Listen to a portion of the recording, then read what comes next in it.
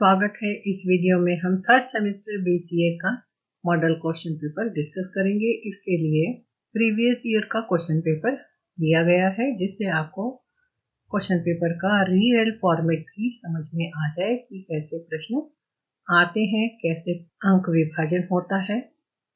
तो यहाँ आप देख रहे हैं, शीर्षक है कविता और कंप्यूटर अनुप्रयोग। पाठ्यपुस्तक जो है वो पूरी कविता संकलन है और टाइम है 2.5 आवर्स। मैक्सिमम मार्क्स हैं 60, जिसमें सबसे पहला प्रश्न है, निम्नलिखित प्रश्नों के उत्तर एक शब्द या वाक्य में लिखिए। इसके लिए आपको 10 प्रश्न आएंगे। 10 प्रश्न आपको करने हैं जो एक एक अंक के लिए होंगे। तो यहाँ देख रहे हैं, प्रश्न है, कवि के अनुसार कैसे पेड़ उगेंगे? उत्तर है प्यारे।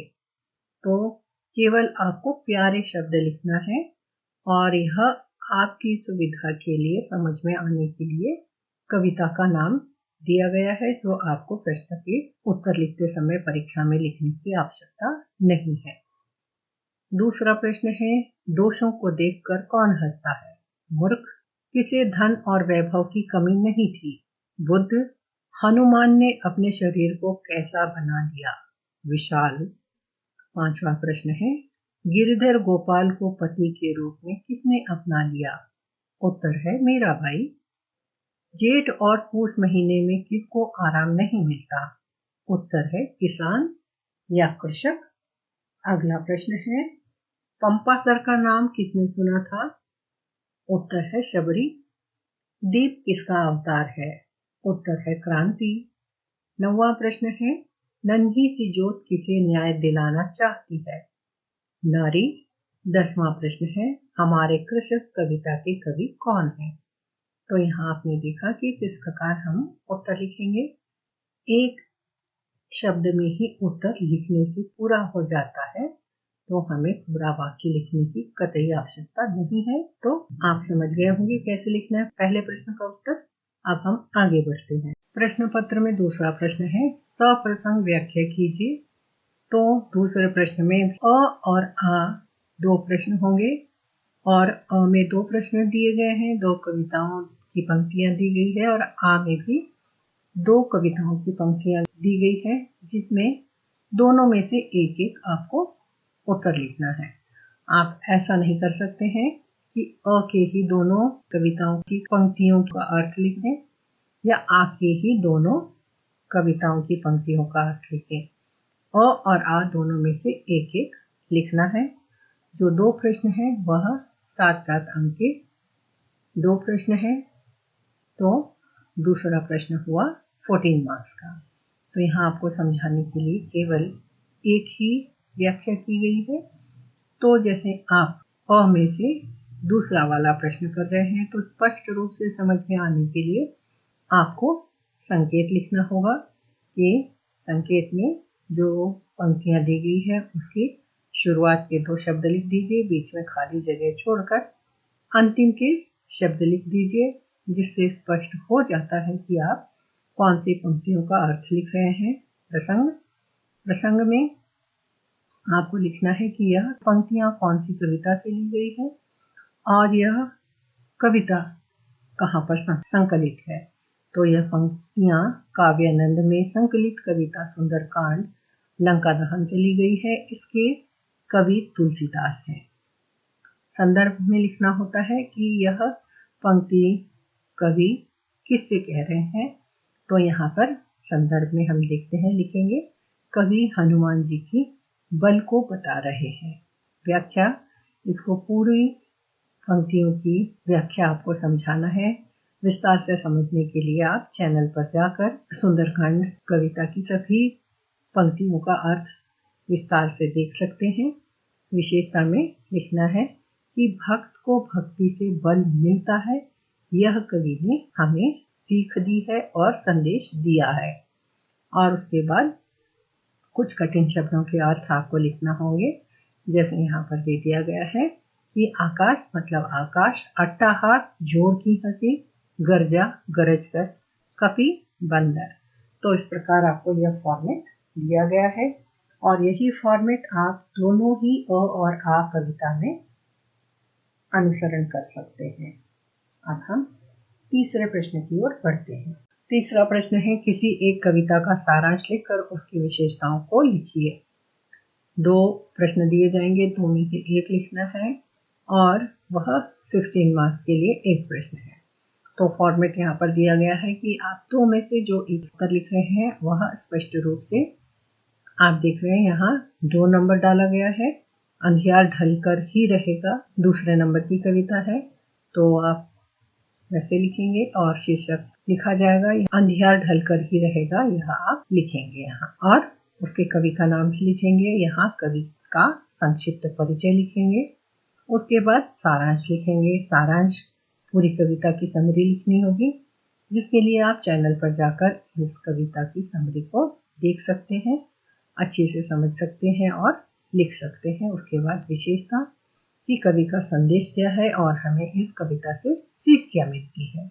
तो इस प्रकार तीसरा प्रश्न भी पूरा होता है। अब हम अगले प्रश्न की ओर बढ़ते हैं, चौथे प्रश्न की ओर। चौथा प्रश्न है, किसी एक पर टिप्पणी लिखिए। 2 प्रश्न दिए जाएंगे, 2 शीर्षक दिए जाएंगे, 2 में से 1 लिखना है। 2 ऑप्शन है, जिसमें से एक पर आपको टिप्पणी लिखना है। 5 अंक के लिए 1 प्रश्न।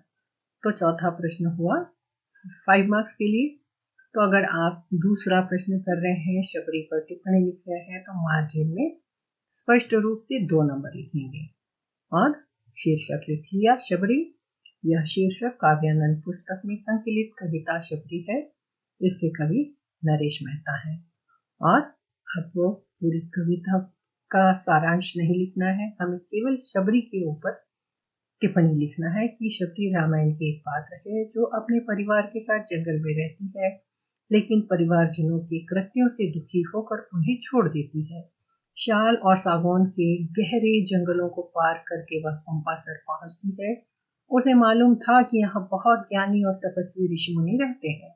श्रेष्ठ ऋषि मतंग के आश्रम के फाटक पर रुक जाती है और जब मतंग ऋषि उसे देखकर पूछते हैं कि कौन हो, कहाँ से आई हो, शबरी को खुद के लिए बहुत बड़ी बात लगती है कि इतनी ज्ञानी ऋषि ने मेरे बारे में जानना चाहा। तो उसकी आंखों में आंसू आ जाते हैं।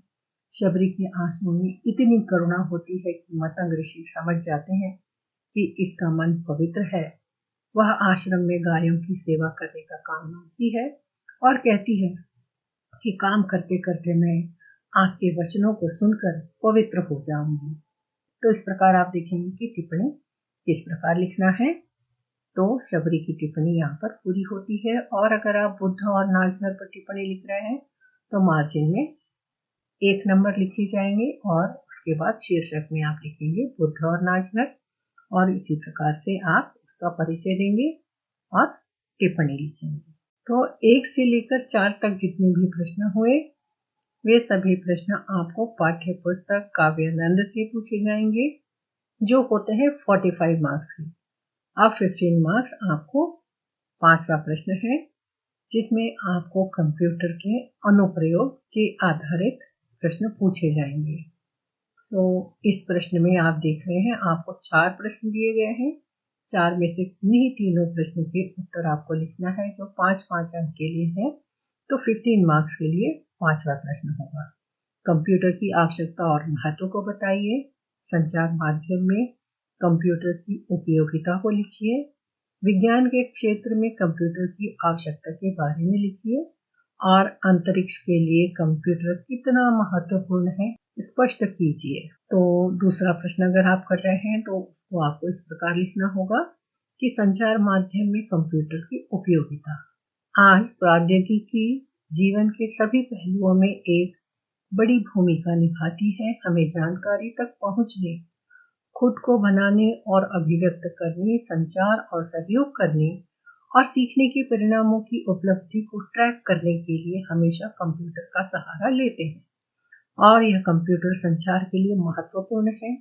सूचना प्रौद्योगिकी का केंद्र बिंदु है।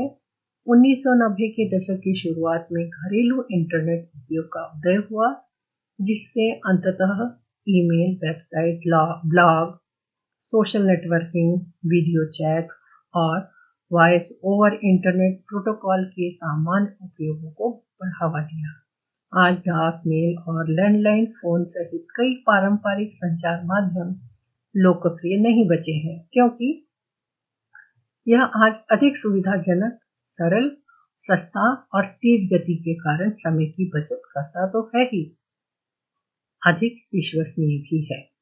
तो यह हमने 5 अंक के लिए उत्तर लिखा है कि इसमें हमें सभी विशेष खास बातों को लिखना है।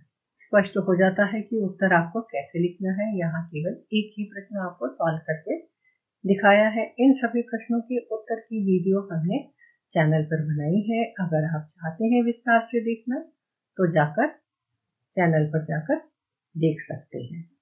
तो इस प्रकार BCA थर्ड सेमेस्टर के प्रश्न पत्र के सभी प्रश्नों को फॉर्मेट बता दिया और सारी सावधानियां बता दी गई कि किन किन बातों का ध्यान रखना है। मुझे आशा है आपको यह वीडियो अधिक उपयोगी लगेगी। अगर हाँ, तो लाइक करना, शेयर करना और चैनल को सब्सक्राइब करना न भूलना। शुभकामनाओं के साथ